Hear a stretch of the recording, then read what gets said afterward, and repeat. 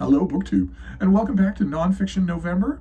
This is a BookTube event created by Olive at a Book Olive, designed to celebrate nonfiction, get you to read some if you read none, get you to read a little more if you read some, and really to take the stigma off nonfiction as tedious schoolwork. It really isn't. There's all kinds of nonfiction out there, and a lot of it is very, very good. A lot of it is considerably better than the made-up stories. I wanted to do a Nonfiction November book every month in November. November a bit got away from me, but I think for the rest of the month, I will do either a reread of something in nonfiction or a first-time read of something in nonfiction to celebrate Nonfiction November. I look forward to it every year. It seems wrong to just lapse and let it go. And today's book is a reread. This is from the 1980s? Yes, 1988. This is The Politics of Paradise by Michael Foot. Those of you who are in the UK or a certain age will know this as a politician. Michael Foot was a politician, a labor leader, I think. And this is his study of the political evolution of Lord Byron. So not really the picaresque adventures of his life, and not really an analysis of the verse, but rather, what were the man's politics? I mean, this was a man who made a lot of political enemies and also died for politics. So it's not a tangential question, but it raises questions with me. This book did when I first read it. I first read it when it came out in this country back in the 1980s, and I am a huge Lord Byron fan. And I was worried about this thing for a couple of reasons. One is that this is a politician writing a political life of a major figure that no one thinks of in terms of politics, which is almost always done self-servingly by the contemporary politician to burnish their own reputation. You can see this all throughout the last 200 years, extending right down to Boris Johnson, no matter who it is.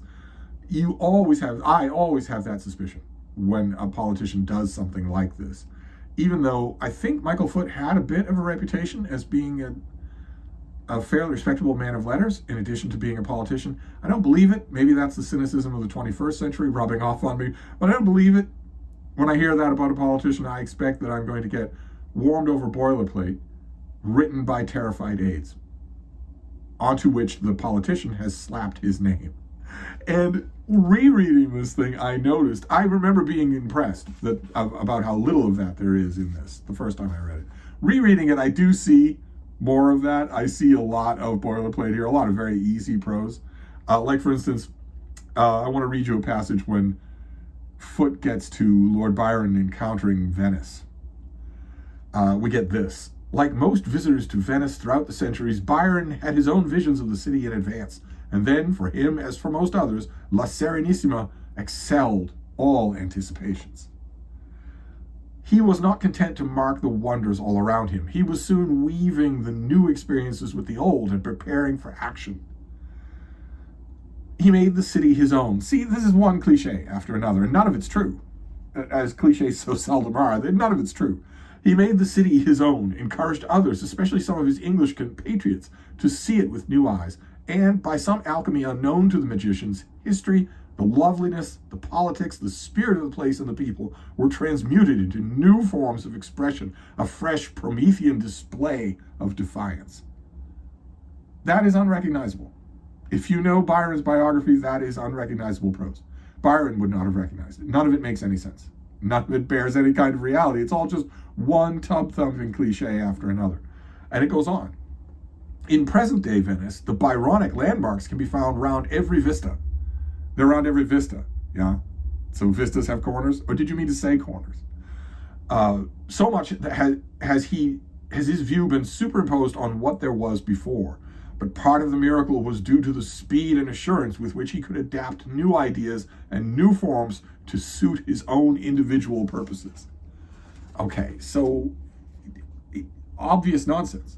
I mean, what purposes would he have other than his own?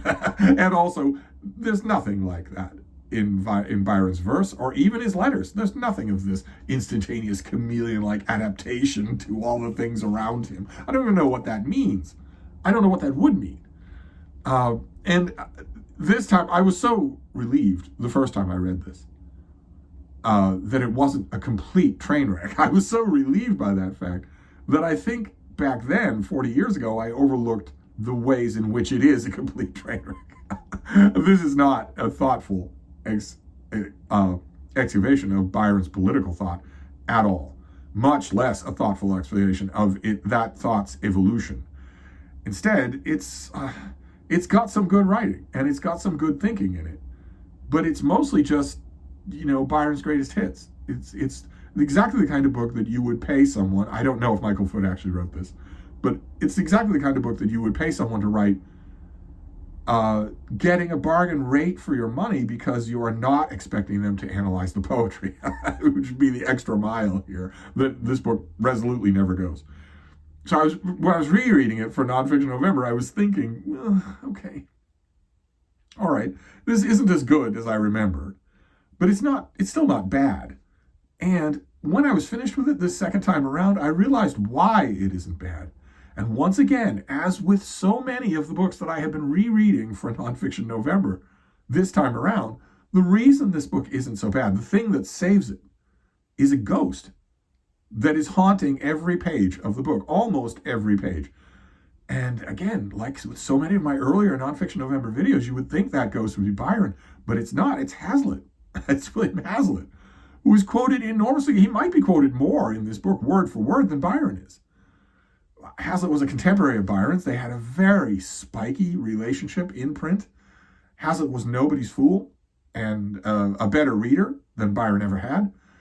And it's clear to me. For simplicity's sake, I'm going to say that Michael Foot wrote this book. So we'll talk about him laboring over his drafts and spending time in the round reading room of the British Museum and all that. Doesn't seem very likely, but we'll for courtesy's sake, we'll say that he did all of this. And it's easy for me to picture that when he was doing all of that research, he kept encountering Hazlitt. So he's researching Byron, but he keeps finding that the person who's putting things perfectly is Hazlitt, not Byron, nor anybody that Byron knows, or any of the enemies that Byron has made. Hazlitt was one of those enemies for quite some time. I get the impression of Michael Foot assembling the research material for this book and realizing time and time again that its real star is Hazlitt and not Byron. And then the politician comes in. The sliminess of politicians comes in again, because if that is true, at some point, Michael Foot, the politician, thought, yeah, nobody knows Hazlitt. Nobody knows his name. If I write a book on Byron, it'll sell, and I'll be the author of a book on Byron. If I write a book on Hazlitt, it won't sell, and everybody will ask me, who's this Hazlitt guy? And so you don't do what your own principles say you should do. Instead, you do what's publicly convenient, what's publicly expedient, which is what I have come to think of when I think of politicians, be they virtuous or not, be they men of letters or not. So this was yet again an example where this is really a book about Hazlitt that has Byron, in the forefront, hogging the limelight, like he did in real life. But there's no sense here of the author excavating that tension between the two of them. Barely there at all. Hazlitt is here as a kind of Greek chorus, but he's everywhere in the book, just everywhere. Made me want to read Hazlitt. So maybe for tonight's Nonfiction November, I will do that. Maybe I will. So I'm going to wrap this up for now. This was a weird, like so many books that I've been doing videos on for Nonfiction November this year, it's a weird twilight case between liking it and not liking it. I learned a lot. This was a reread that was not at all just a replay of the first time I read the book. That's wonderful. But we'll see. We'll see where the whirligig stops tonight. So for tomorrow's Nonfiction November. So I'll wrap this up and I'll see you all then. Thank you, BookTube.